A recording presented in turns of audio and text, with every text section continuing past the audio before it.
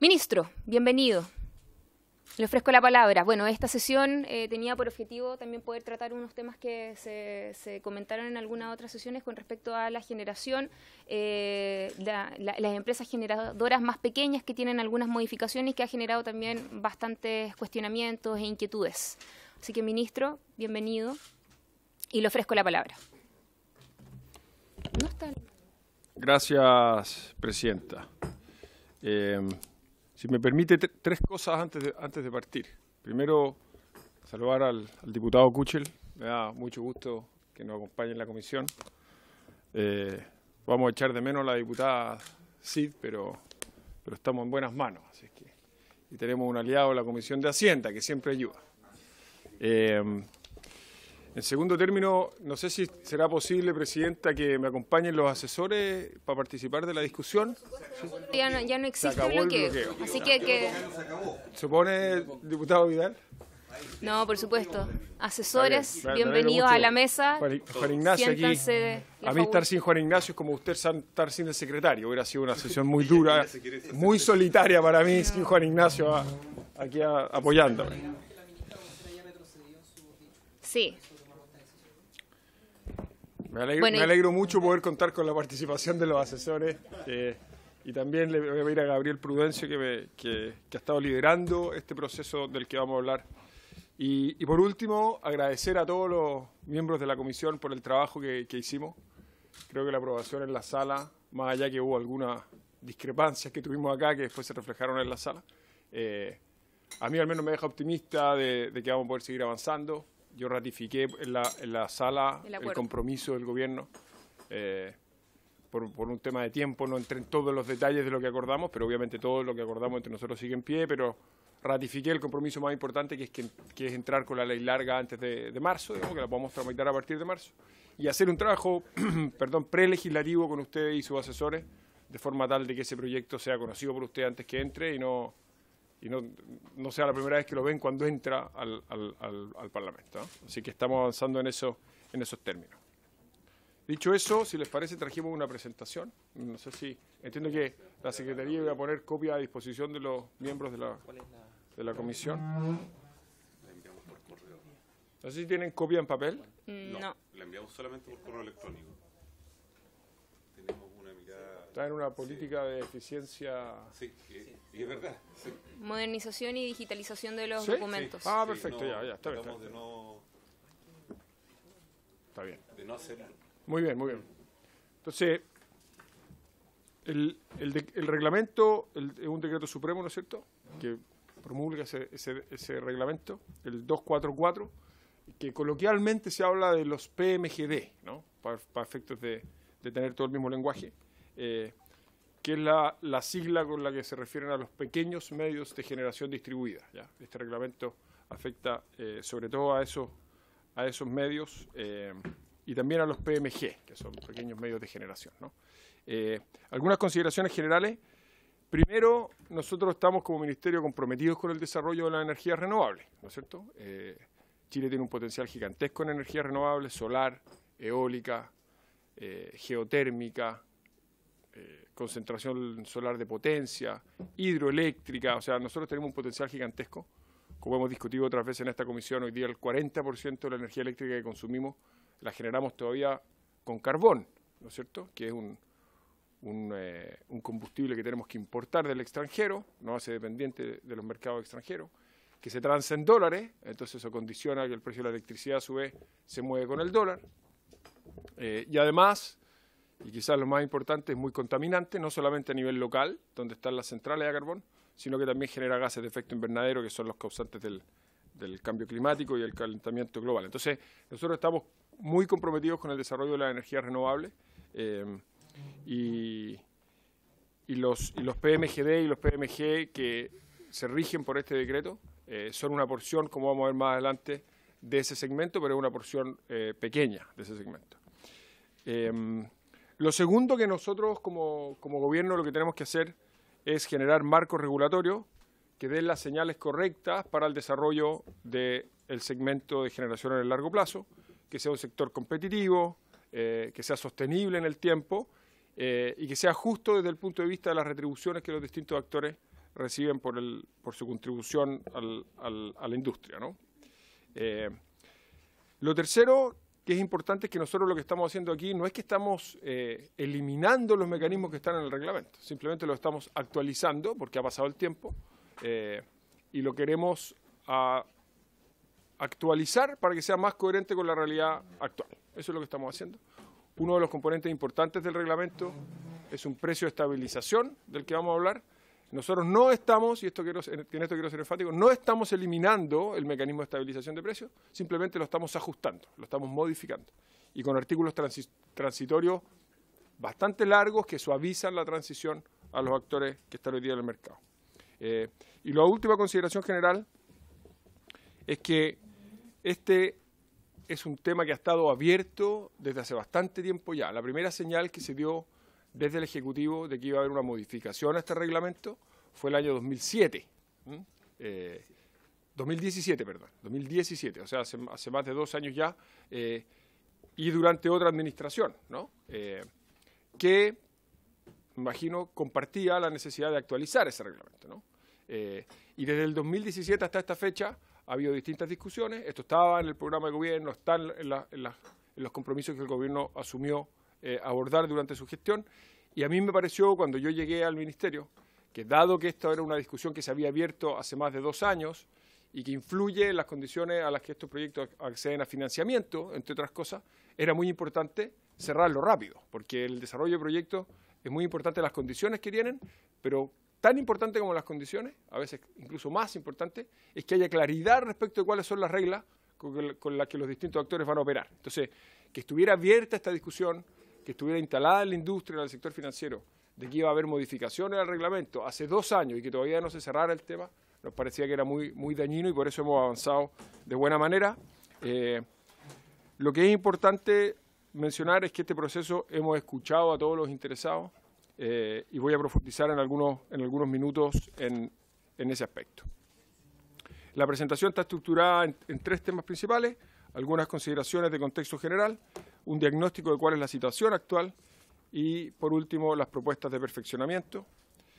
Respecto del contexto general, como dice la lámina que estamos proyectando, antes del año 2004, que es cuando se promulgó la ley 19.940, el sistema eléctrico hacía difícil el desarrollo de proyectos de generación conectados directamente a redes de distribución, ¿no es cierto? En general, las centrales de generación se conectan con el resto del sistema eléctrico a través de las líneas de transmisión, ¿no es cierto? Estos proyectos, en general, los PMGD, se conectan al sistema eléctrico directamente a las redes de las compañías distribuidoras, no a través de redes de las compañías de transmisión. Y lo que hace esa ley del año 2004 es que le entrega a las generadoras que tengan una capacidad, un excedente de potencia de hasta 9 megawatts, el derecho a conectarse a la red de distribución, primero.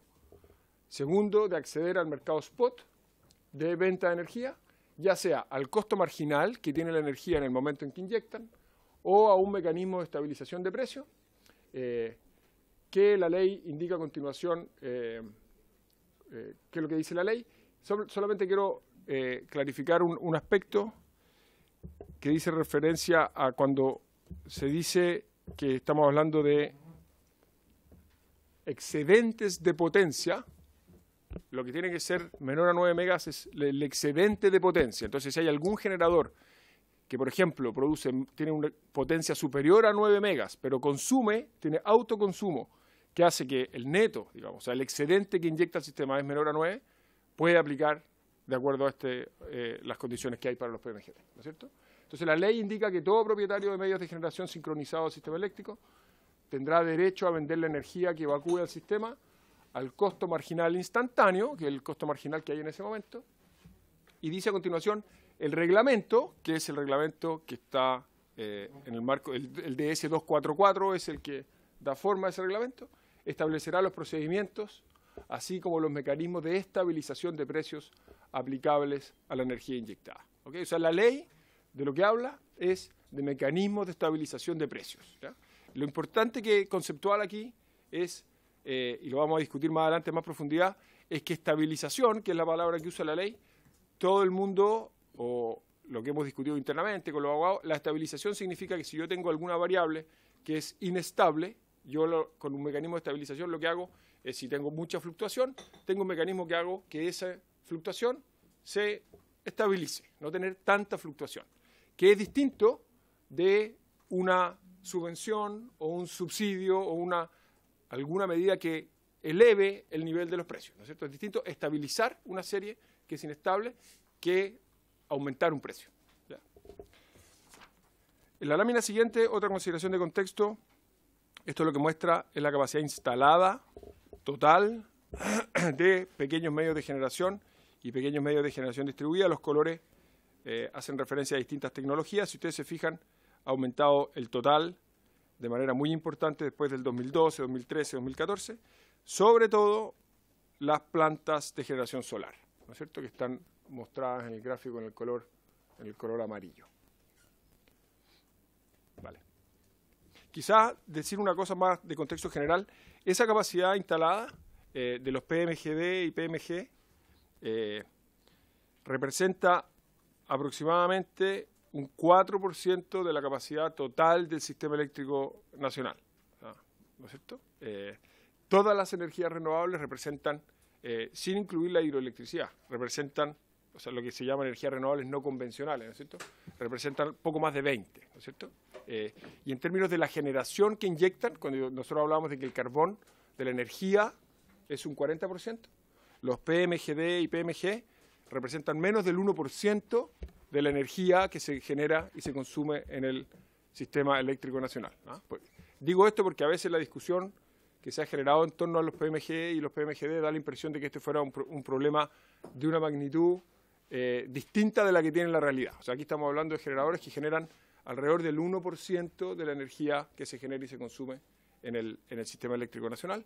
Y la otra consideración que es importante es que a veces en esta discusión ha aparecido la idea de que estos son pequeños proyectos, ¿ya? Y eso es cierto cuando uno los compara con las grandes centrales de generación. 9 megawatts es un proyecto chico comparado con una central que puede tener 300, 400, 500 megawatts, ¿sí? Pero desde el punto de vista de cuál es el mérito que tiene que el sistema entregue algún tipo de apoyo especial, ¿no es cierto?, a los inversionistas que hay detrás de esos proyectos, un proyecto de 9 megawatts vale más o menos $1 millón el megawatt, la inversión. Por lo tanto, estamos hablando de inversionistas que están abordando proyectos de $10 millones más o menos. O sea, tampoco estamos hablando de pequeñas o microempresas que tienen apenas acceso a financiamiento, que operan en una situación financiera muy precaria, ¿no? Entonces, para ponerlo en contexto, son mucho más chicos que los proyectos grandes de energía, pero son proyectos de alrededor de $10 millones, ¿no es cierto? No estamos hablando de pequeñas microempresas. Lo otro que es importante es que aquí hay una serie, más o menos los últimos 10 o 11 años, y lo que muestra el gráfico, hay una línea negra, que es la línea más inestable, que está más arriba, que básicamente lo que muestra es el costo marginal de energía, ¿no es cierto? Y ahí se ve cómo con fluctuaciones ha venido bajando en los últimos años. Y la línea roja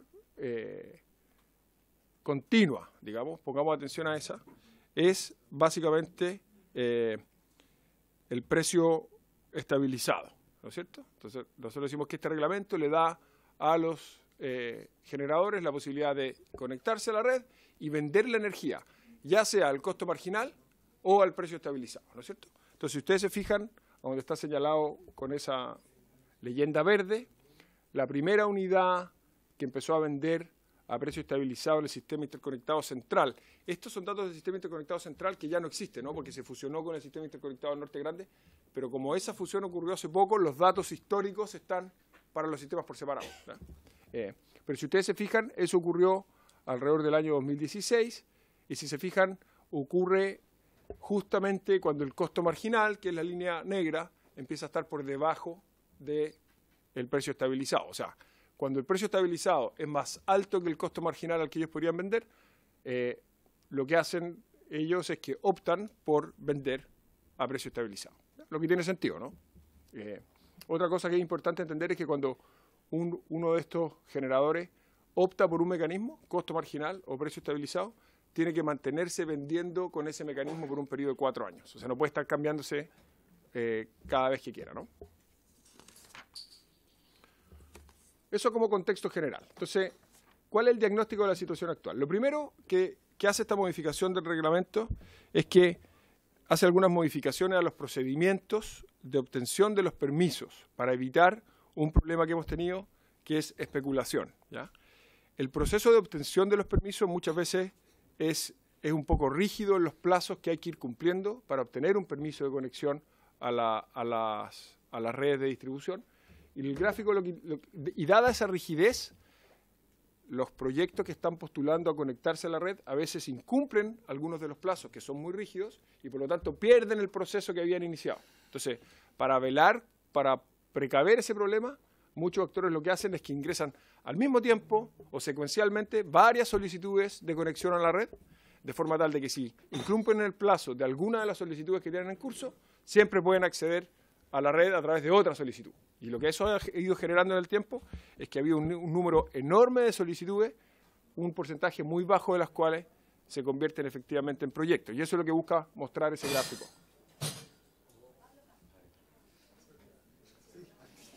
¿Está bien, diputado Eguiguren?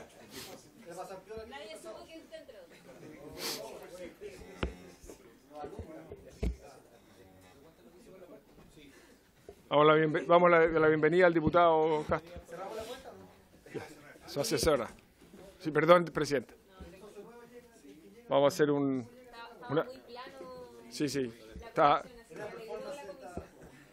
Sí. Mucha energía, está muy bien. Está muy bien elegida la comisión, entonces. Pero lo que quiere mostrar el gráfico es las barras más altas de color azul. Muestran el número de solicitudes que iniciaron el proceso, o sea, el primer paso de solicitud, y el último número muestra los proyectos efectivamente desarrollados, ¿no es cierto? Entonces, si ustedes se fijan, el sistema, para decirlo en simple, fue saturado con un enorme número de solicitudes de conexión, una porción muy chica, muy menor de las cuales se convirtieron en proyectos efectivamente, y eso es lo que ha generado problema para otros desarrolladores que quieren desarrollar proyectos, por las dos razones que he dicho, por especulación. O sea, en cada año son los proyectos que ingresaron al proceso ese año. No. ¿No es así? No, yo creo que no. Yo creo que no porque el número que hay abajo, el 2936, son los que tienen autorización en cada año. Yo creo que son año a año. La lámina siguiente lo que se muestra es básicamente la curva de precios. Enfoquémonos en el gráfico de la izquierda, ¿ya? Porque estos son distintos lugares del sistema eléctrico, ¿ya? El primero, el de la izquierda, es en Cardones, ¿ya? Entonces, lo que muestra ese gráfico son, en el eje horizontal, las 24 horas del día, ¿no es cierto? En el eje vertical, el precio a cada hora del día, ¿no es cierto? Y los distintos colores son distintas proyecciones para distintos años. Entonces, si ustedes se fijan, la línea más clara, que es la que es la más plana de todas, la que está más arriba, digamos, en la parte media, es la proyección para el año 2020. No sé si tenemos, no hay un puntero, yo lamentablemente no tengo un puntero. ¿Me puedo parar? ¿Me puedo parar o...? Perdonen, pero...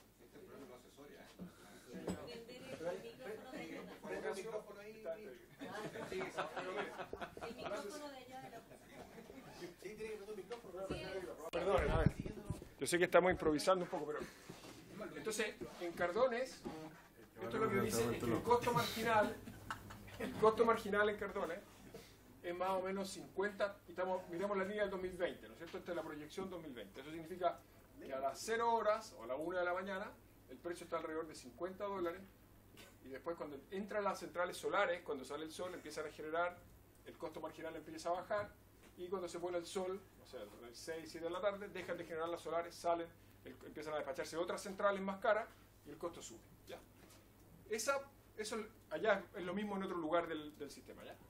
Lo que es importante de este gráfico primero es entender esa evolución que tiene el costo marginal durante el día, sobre todo por el efecto de las solares, y lo segundo que es importante entender es que a la medida que uno avanza en los años hacia el futuro, en los que esperamos que se conecte más capacidad de generación solar, ¿no es cierto? Lo que va a pasar es que la diferencia, este es el 2028, que es la más oscura, es que la diferencia que va a haber entre el día y la noche en los precios se va a acentuar. ¿Ya? Eso es lo único que quiero que de este gráfico, que vamos a volver a eso después, ¿no es cierto? Pero en el fondo, en la medida que nosotros pase el tiempo, si no hacemos nada, el problema que atiende el precio estabilizado se va a acentuar. ¿De acuerdo? Eso es como el mensaje central de esa lámina. Voy a ir al matinal con el diputado Vidal. Usted me puede recomendar, diputado Vidal. ¿Ya? También aquí hay diferencias entre la noche. Claro. Bueno, entonces, y lo otro que es importante es que, obviamente, de este gráfico es que las empresas o las generadoras que generan con energía solar generan la electricidad y la venden al sistema, porque acuérdense que la electricidad no se puede almacenar todavía, es muy caro almacenar, entonces yo la genero y la inyecto inmediatamente. Generan la energía en una hora del día en que es más barata, ¿no es cierto? Las solares en general generan una hora que es más barata. Ya. Vamos a la siguiente, Juan Ignacio, perdón que me interrumpa. Entonces, propuesta de perfeccionamiento. Esto simplemente vuelve al tema que yo decía al principio. El 2017 la Comisión Nacional de Energía anunció que evaluaría el mecanismo de precio estabilizado y también el impacto. O sea, el 2017. Entonces eso quedó abierto el 2017. Los bancos, los desarrolladores sabían que esto se iba a cambiar. Y nosotros, este gobierno, el 2018, incorporó en su plan de trabajo para el periodo de gobierno el perfeccionamiento de este reglamento. Y, como decíamos al principio, el objetivo de la revisión es perfeccionar la regulación para que permita desarrollar un mercado competitivo, sostenible y eficiente. Vamos a la siguiente. Lo primero de las tres mejoras es mejora del procedimiento y temas operacionales. Lo primero es aumentar la flexibilidad del proceso de conexión. Como decía hace algunos minutos, cuando yo tengo que postular para obtener la autorización de conexión, los plazos que tengo que cumplir son muy rígidos, y como son muy rígidos, se genera este incentivo a presentar varias solicitudes de forma tal de que si alguna se cae, tengo otra a la cual echar mano, y eso saturó el sistema, como veíamos en el gráfico de las barras. Entonces se va a aumentar la flexibilidad en el proceso para evitar ese incentivo. Lo segundo es que se van a incluir algunos requisitos para iniciar la tramitación de un permiso, porque como hoy día no tiene ningún costo iniciar la tramitación de un permiso y está esta rigidez, yo presento todas las solicitudes de inicio de permiso que estime pertinente sin ningún costo. Lo tercero es que para poder conectarse a la red de distribución, un generador tiene que tener un informe técnico, un estudio que diga cuáles son los impactos que esa conexión puede tener en el sistema. Y esos estudios en general, los generadores se los encargan a las compañías distribuidoras, que a su vez se los encargan a un tercero, y el costo que las compañías distribuidoras le cobran a los generadores muchas veces es muy alto, y lo que estamos haciendo en el reglamento es que estamos normando eso, a efectos de que las distribuidoras cobren un precio justo por esos informes. Y lo último es que estamos tomando medidas para evitar la ocurrencia de congestión en la transmisión y la distribución por efecto de los PMGD. Lo que ocurre hoy día es que cuando una compañía quiere inyectar a la red, se hace un estudio de cuál es el efecto que tiene la inyección de energía en ese lugar en los costos de transmisión del sistema, ¿no es cierto? Y para evaluar eso se toman las condiciones del sistema en ese momento. Pero si al día siguiente o al año siguiente llega otro generador que quiere inyectar en el mismo lugar y las condiciones de mercado han cambiado, los costos que paga cada uno de los actores, incluso el que se había conectado antes, cambian, ¿no es cierto?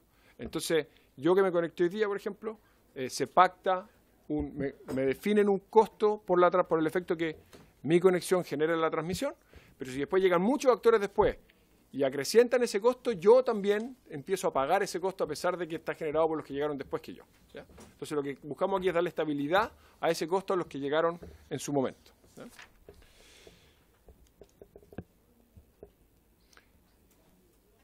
Lo siguiente es, vamos a perfeccionar el mecanismo de estabilización de precios. Vamos, como decía al principio, a mantener un mecanismo de estabilización de precios, no lo vamos a eliminar, pero en vez de hacer un mecanismo de estabilización para todo el día, que es como es actualmente, vamos a hacer un mecanismo de estabilización por bloques horarios, ¿ya? Entonces, ahí se ven en tres lugares distintos, pero usemos Cardones, que es el que está a la izquierda, que es el mismo que mirábamos en el ejemplo anterior. La línea azul es la línea con el precio estabilizado con el reglamento como está hoy día. O sea, es el mismo precio estabilizado a cualquier hora del día. Lo que estamos haciendo ahora en la modificación del reglamento es que la estabilización se va a hacer dentro de cada uno de los bloques horarios y se va a hacer la estabilización para 6 bloques horarios distintos.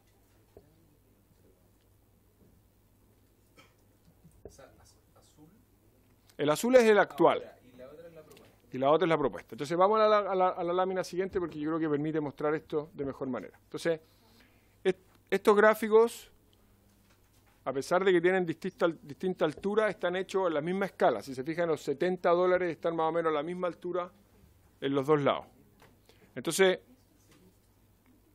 lo que queremos mostrar aquí es lo siguiente. Si uno toma el gráfico de la izquierda, son los costos marginales, ¿no es cierto?, de Cardones. Y pongamos el ojo en la línea del año 2020, que es la más clara, la que está más arriba en la parte media de la curva, ¿no es cierto? Es más alto en la mañana, más bajo en las horas de sol, más alto de nuevo en la noche. El precio estabilizado actual, en vez de que ellos puedan, si ellos inyectaran al costo marginal, recibirían el precio que está en esa línea celeste más clara. Con el precio estabilizado actual, lo que ellos reciben es el precio estabilizado celeste igual a cualquier hora del día, ¿no es cierto? Lo que estamos haciendo con el mecanismo estabilizado es que ellos van a tener un precio estabilizado, pero dentro de cada uno de sus bloques. Entonces, los que generan energía durante el día van a tener un precio estabilizado, pero tomando como datos para esa estabilización los precios vigentes a la hora en la que ellos generan energía. ¿De acuerdo? O sea, para decirlo al revés, los generadores solares que generan energía solamente cuando hay sol, obviamente, no van a recibir un precio más alto que es el que reciben los que generan energía en la noche, cuando no hay sol. ¿Ya? Eso es en esencia. ¿Ya? Y lo otro que llama la atención y que es importante que se entienda este gráfico es que el mecanismo de estabilización primero hace una estabilización propiamente tal como está ahí se muestra en el gráfico, o sea, son líneas rectas, horizontales, sino que además, si ustedes se fijan, el nivel del precio está más arriba en el gráfico de la derecha que en el gráfico de la izquierda, porque el mecanismo de estabilización que está en el reglamento, además de estabilizar el precio dentro de cada bloque, o dentro del día, como es hoy día, lo que hace es que, hecho esa estabilización, compara el precio estabilizado que se obtiene de ese ejercicio con un precio promedio de mercado, que está más alto que el precio estabilizado antes de esa corrección, empujando las líneas hacia arriba. ¿De acuerdo? Esto es bien técnico, pero... Porque considera los contratos. O sea, cambiaría en el futuro. Sería más bajo. En la medida que los contratos de mercado vayan gradualmente bajando, cuando se haga esa corrección, ese aumento puede ser menor. ¿Ya? Pero ya estamos terminando, ¿ah? Estamos terminando y abrimos la pregunta.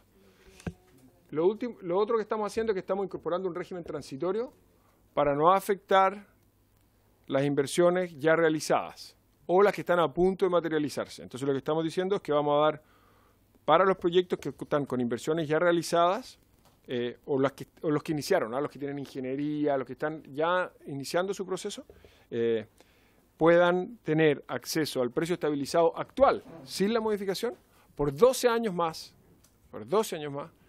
y recién en el año 13 van a poder vender al precio estabilizado corregido. O sea, 12 años es un transitorio muy largo, para una evaluación de proyecto. Lo que ocurre a partir del año 13 tiene un efecto bastante menor en el valor presente.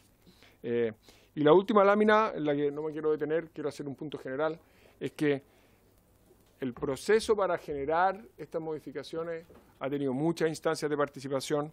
En abril se presentó una primera propuesta conceptual, se dieron 2 meses para enviar comentarios a esa propuesta, se han tenido muchas reuniones, se han recibido muchas propuestas y antecedentes de las compañías del sector. Nosotros publicamos un primer borrador de este reglamento hace alrededor de un mes más o menos, un poco más, y se han recibido las observaciones, algunas de las cuales son las que trajo yo, sospecho, el diputado Vidal. Se recibieron más de 800 indicaciones que se procesaron y estamos viendo cuáles de esas tienen mérito de ser incorporadas en la versión final, que esperamos dictar de aquí a un par de semanas. Eso, Presidenta, teníamos preparado como presentación. Muchas gracias, Ministro. Nos quedan poquitos minutos porque a las 3:30 vamos a recibir al Contralor. así que tratemos de ser bien acotados y precisos. Está anotado el diputado Kuchel y luego el diputado Vidal. Diputado. Gracias, presidenta. Quiero consultar al señor ministro por su intermedio cuáles son los costos distintos que puede tener estos estudios de conexión a la red de transmisión entre un proyecto y otro, que yo me imagino que debiera ser como parecido. ¿Por qué tantos estudios y por qué no hay como una estimación pareja al respecto? Pienso, se aumenta la producción, por ejemplo, de trigo, que uno sabe más o menos qué es lo que pasa con trigo adicional. Aumenta aquí la incorporación de energía a este circuito. ¿Y cuál es la diferencia? ¿Por qué tantos estudios? Gracias. Diputado Vidal. Sí, gracias. Se me ha olvidado dar la bienvenida al diputado Kuchel. Y las gracias a la diputada Hernando que me reemplazó en la mañana, que tenía que informar el proyecto y no alcancé a llegar. Sí, en fondo, sobre la pregunta, en la lámina donde compara los dos escenarios, no sé si tendrá una versión que monte las dos curvas para poder entender dónde queda el nuevo escenario, porque tiendo a entender que lo que debería llamarle la atención a las empresas incumbentes es que el precio estabilizado nuevo, propuesto con el nuevo mecanismo, debería ser más bajo que el que tienen ahora. Pero no es lo que veo en ese gráfico, entonces me queda la duda cuál es la comparación directa entre ese nuevo escenario y lo actual. ¿Dónde estaría, en el fondo, la pérdida para las empresas que diseñaron sus proyectos en la actualidad con una perspectiva distinta? Porque, está bien, esto parte del 2017 y yo no sé si en ese momento quedó registro de cuál era la justificación para iniciar la revisión de este tema del precio estabilizado, o cuáles son los argumentos que ustedes como ministerio, por intermedio de la presidenta, tienen para seguir adelante con esto. En el fondo, ¿cuál es el daño al mercado o cuál es el beneficio del mercado de generar esta modificación? ¿Qué es lo que justifica en el fondo que esto se haga? Que es una de las consultas que yo vi en este documento que puse a disposición de todos los miembros de la comisión. Y luego, ¿cómo afecta esto la entrada de nuevos actores? ¿O cómo la beneficia? Porque en el fondo, si hoy día hay un 4% de PMGD y vemos que por distintas razones es deseable que aumente la participación de mercado de generación de este tipo de medios de generación distribuida por un montón de beneficios, incluidos en ellos los temas ambientales. Lo que tenemos que hacer es potenciar este tipo de instrumentos. Entonces, ¿cómo estas modificaciones que ustedes están proponiendo potencian para los inversionistas la posibilidad de desarrollar más proyectos como este y no generar el efecto contrario? Porque la impresión que tengo yo es que los incumbentes están preocupados, porque en fondo ellos declaran tener mejores condiciones hoy día que las que se estarían proponiendo. Si eso va en beneficio de los clientes de manera significativa, bueno, entonces fantástico, va en beneficio de los clientes. Pero por otro lado, tenemos que estos son medios de generación que son beneficiosos para la red. Entonces me interesa ver la justificación para hacer este cambio y cómo queda el escenario para las nuevas inversiones de este tipo. Sí, ofrezco la palabra. Ahí me gustaría hacer también algunas preguntas. Llegó el Contralor, así que tenemos poquitos minutos. Ministro, ¿usted ha tenido alguna conversación con las empresas? ¿Le han dado a conocer personalmente cuáles son las observaciones? Yo entiendo de que ellos lo han dicho a través de la prensa, hicieron también una presentación acá en la propia comisión, pero personalmente ustedes en el ministerio los han podido recibir para poder generar una mesa de trabajo, para ver los pros y los contras, e ir también depurando un poco las inquietudes que puedan tener eventualmente ellos, que son totalmente razonables. Y ahí me gustaría saber cómo afecta esto al final del día a los usuarios. Porque uno se preguntará, claro, en el mercado, para ellos, ¿no es cierto?, la inversión, etcétera, etcétera, de que esto eventualmente podría, como decía el diputado Vidal, finalmente concentrar más bien a otro grupo específico y no precisamente hoy día a los pequeños, y que eventualmente podría generar complicaciones en la competitividad, porque hemos hecho harto de esfuerzos como para que puedan ingresar estos pequeños generadores de energía justamente que son sobre la base de energías renovables, no convencionales. Entonces, me gustaría saber al final del día cómo esto afectaría a los usuarios y a los consumidores de nuestro país. Diputado Vidal. Sí, muy chico. Y los próximos pasos. En el fondo esto ya está oleado y sacramentado. Todavía hay margen de revisión, porque por lo que leí, ustedes estaban revisando las observaciones que se le hicieron llegar, que eran más de 800, entendí, ¿Va a haber respuesta a esas observaciones y con ello en fondo espacio a modificación a lo que se tiene hoy día como borrador, o esto ya está cerrado y obligado y sacramentado?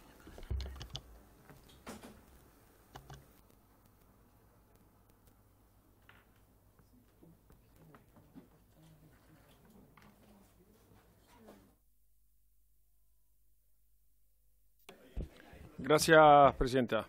Respecto de la consulta del diputado Kuchel,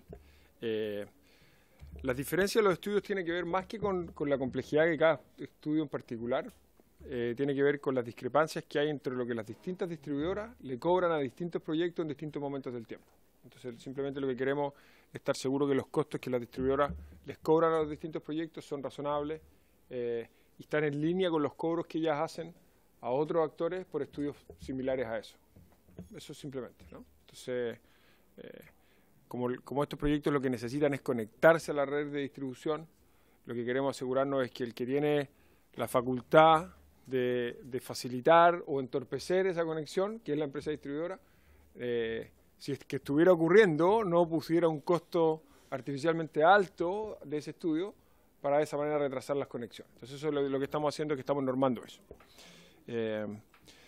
Respecto de cuál sería la pérdida para las empresas, y para volver al gráfico que decía el diputado Vidal, si yo fuera una empresa que genero energía 24 horas, ¿no es cierto?, y la cantidad de energía que genero en las 24 horas es pareja, a mí me daría más o menos, yo estaría más o menos indiferente entre vender en la línea azul o la línea naranja, porque la línea azul es más o menos el promedio de la línea naranja, ¿no es cierto? Pero si yo soy una compañía que genera energía solamente, para ir al extremo, entre las 12 del día y las 4 de la tarde, hoy día yo estoy vendiendo a la línea azul y en el futuro voy a vender a la línea naranja.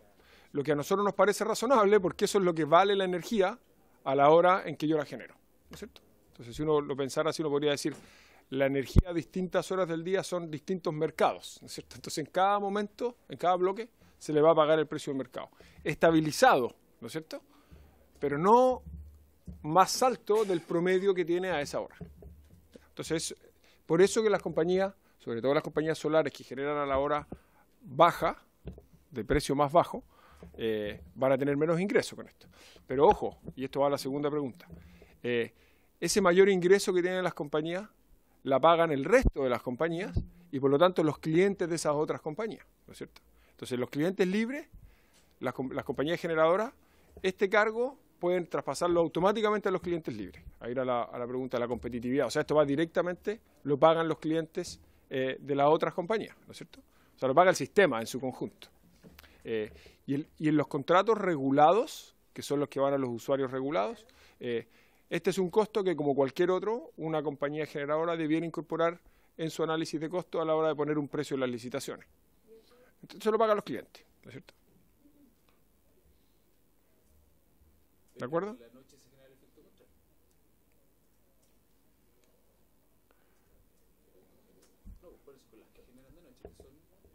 Claro, sí, pero lo que pasa es que los PMGD en general son los que están produciendo más durante el día. Sí.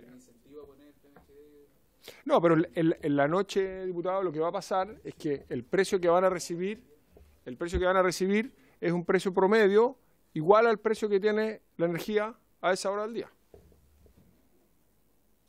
¿No es cierto? Supongamos que no hubieran 6 bloques, que hubieran 2 bloques, el día y la noche, ¿no es cierto? Entonces, y que yo tengo una central solar solamente y usted tiene una central de otra tecnología que genera solo en la noche. Digamos, viento. Supongamos que usted tiene una central de viento en una zona que hay mucho viento de noche. Y a la hora que yo genero, la energía vale $30 o 25, y a la hora que usted genera, la energía vale 60. 30 y 60 son 90, partido en 2 en 45. Hoy día nos pagan a los 2.45, ¿no es cierto? Y lo que nosotros estamos diciendo es que eso es una distorsión, porque yo genero la energía a una hora en que hay mucha abundancia de energía, entonces es más barata. Entonces, ¿por qué usted que genera en la noche, cuando hay más consumo y el precio más alto, tiene que recibir un precio más bajo porque yo estoy generando mucha energía en el día? ¿No es cierto? Esa es la distorsión que este mecanismo busca corregir, ¿no es cierto? Entonces, lo que sí estamos haciendo es que le estamos dando estabilidad, porque si yo genero durante, digamos, 6 horas del día. Y durante el día, mientras yo genero la energía inestable, a mí me van a dar un precio estable, ¿no? Pero yo no voy a recibir los beneficios del mayor precio al que se vende una energía que yo no genero. Eso es. ¿No es cierto? En el caso de las empresas que es indistinto el costo que pueden generar de día y de noche permanentemente, ¿dónde caen? ¿O van al promedio? En general, las compañías que generan 24 horas suelen ser compañías más grandes, que tienen más de 9 megas y por lo tanto no se rigen por este régimen, ¿no? Puede haber compañías que caen en esta categoría que son de otra tecnología, pero la mayoría son solares, eólicas o centrales hidroeléctricas de pasada, pequeñas, ¿no? Y eso no les cambia las condiciones. Y respecto de la última pregunta que quedó abierta del proceso, nosotros estamos procesando todas las observaciones.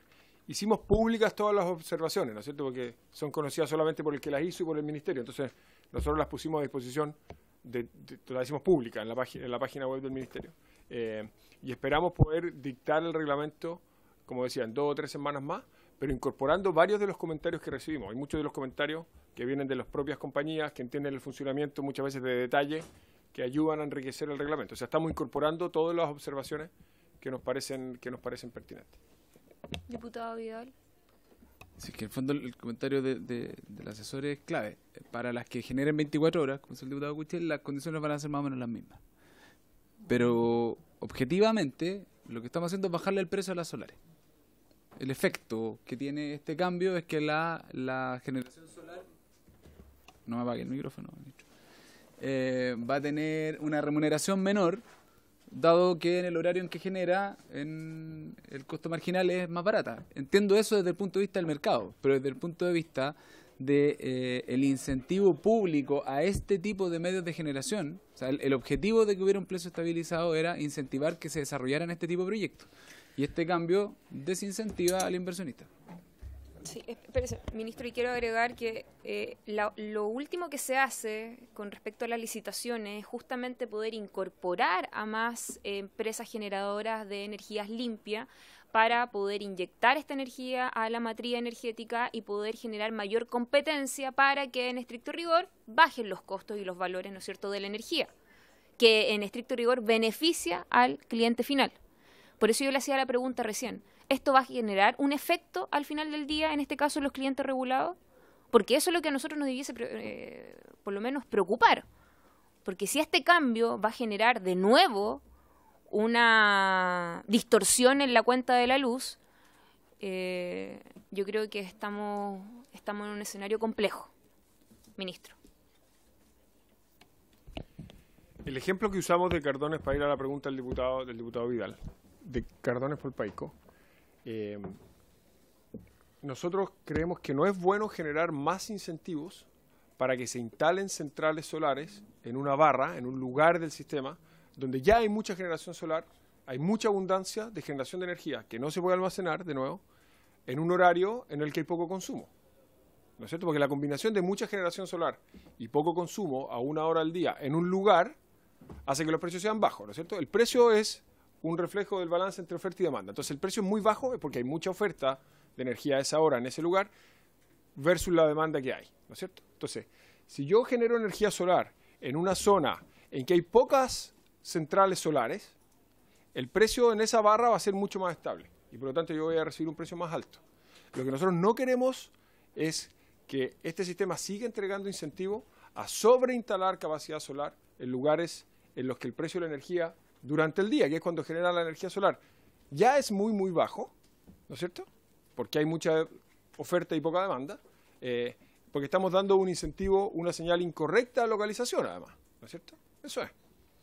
Y el efecto, diputada Chiccardini, esto debiera tener un efecto positivo en las cuentas de la luz. Seguro. O sea, en los clientes. En los clientes, esto va a hacer que el precio promedio que reciban estas centrales sea marginalmente más bajo y eso debiera transmitirse a los clientes.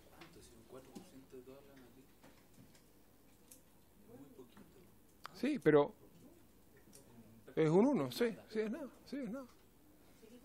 Es muy poco, sí. Es muy poco. 1% de la generación en PMG. Sí. O sea, el efecto lo cuentan nada. No, pero diputado, nosotros lo que tenemos que hacer cuando hacemos una regulación es dar señales de precio que permitan un desarrollo estable de largo plazo sin generar incentivos incorrectos. Eso es todo. Lo que estamos haciendo aquí es corregir una distorsión, vamos a mantener el mecanismo estabilizado y esto debiera permitir que se sigan desarrollando los proyectos. Estamos dando un transitorio muy largo y de nuevo, el desarrollo de la energía renovable en Chile, esto es una porción muy chica del total de la energía renovable que se han desarrollado en Chile. Podríamos estar... Sí, podríamos estar contra los... ¿No hay ninguna otra consulta? Otra sesión. Yo creo, ministro, ¿está disponible? Porque la verdad es que yo no estoy tan... De verdad tengo serias dudas y a lo mejor podríamos entrar un poco más en el detalle a propósito de los elementos más técnicos que usted hoy día nos presenta. Pero en estricto rigor, esta último que usted menciona, de que hoy día más bien se genera esta distorsión en lo que es la energía solar, ¿ya? No entiendo entonces por qué eliminar el precio estabilizado. O sea, ¿cómo No estamos eliminando el precio estabilizado, diputada. Estamos corrigiéndolo para eliminar pero lo igual, que nosotros estimamos que es se una... ajusta. Sí, para eliminar una distorsión que hoy día le cuesta al sistema alrededor de $10 millones por año. No sé si es nada. Cada uno, claro, a todos los consumidores $10 millones por año. Y que nuestra proyección es que si no hacemos nada se va a seguir generando hacia adelante, se va a aumentar y puede llegar a ser 20, 30, seguir acrecentándose. Entonces, y respecto de usted, yo siempre he tenido la mejor voluntad de venir a la comisión a discutir todos los temas y yo voy a mantener esa disposición. Nosotros, como dije al principio, queremos promulgar este reglamento de aquí a 2 o 3 semanas, porque ya está abierta esta discusión hace demasiado tiempo. Ha sido dañino para el sector, ha generado incertidumbre, pero yo ofrezco todos los espacios para que los asesores técnicos de los diputados que quieran entender en más detalle este tema, que es muy técnico efectivamente, como usted dice, puedan juntarse con los asesores del Ministerio y entenderlo. Creo que esa es una instancia que puede ser más provechosa que una discusión aquí en la comisión y las puertas del Ministerio están abiertas para poder tener esa discusión con los asesores que ustedes estimen pertinentes. Sí, yo solo quiero terminar, ministro, que contextualizando, por ejemplo, hoy día, nosotros acabamos de despachar de la sala la ley corta de distribución que tenía un objetivo. Y el objetivo de fondo, el objetivo central era poder rebajar lo que eran las cuentas de la luz de los usuarios, ¿no es cierto? No vaya a ser cosa que esta modificación administrativa vaya a ser todo lo contrario. Insisto en mi teoría de que en el gobierno anterior se hizo un proceso de licitación que todavía no vemos reflejado en nuestras cuentas, que va a ser en los próximos meses, pero que tenía también un objetivo de poder rebajar las cuentas de la luz de todos los chilenos y chilenas. ¿Y eso era a través de qué? De una mayor competencia, el querer incorporar lo que son las energías limpias. Y así obviamente bajar los costos de lo que es la energía. Algo que me parece tremendamente valorable y que probablemente con esta medida puede generar un desincentivo para estas empresas querer competir y generar, ¿no es cierto? Y que en la práctica va a ser un retroceso, ¿me explico? Entonces yo de verdad quiero dejar eso sobre la mesa, ese punto, porque me parece que puede generarse ese efecto. Yo entiendo su preocupación, diputada, y esta ha sido parte de la discusión que hemos tenido con los desarrolladores de estos proyectos, pero lo que voy a tratar de volver a poner sobre la mesa y que intenté ilustrar en el ejemplo que hacíamos con el diputado, que yo hacía con el diputado Vidal, es que los que pagan la cuenta de esta distorsión en beneficio de esos son otros proyectos PMGD, en general renovables, de otras energías renovables, que yo no veo ninguna razón por la cual tengan que estar apoyando el desarrollo de otras tecnologías. Nosotros lo que tenemos que tener es una cancha pareja para que las compañías puedan vender la energía que generan a un precio estabilizado, como dice la ley, dentro del mercado en el que ellas operan, que es distinto a distintas horas, y no tenemos por qué, nos parece a nosotros, beneficiar a una tecnología, por ejemplo la solar, en desmedro de las centrales de pasada chicas, ¿no es cierto?, de la energía eólica. Son todas energías renovables, son todas energías limpias, son todas energías que nosotros desde el Ministerio estamos apoyando a que se desarrollen, y lo que estamos haciendo es corregir una distorsión que beneficia a una tecnología en particular en desmedro de otra. Y eso cambia en las distintas zonas, además. Eso es todo. Entonces, nosotros estamos comprometidos con el desarrollo de la energía renovable.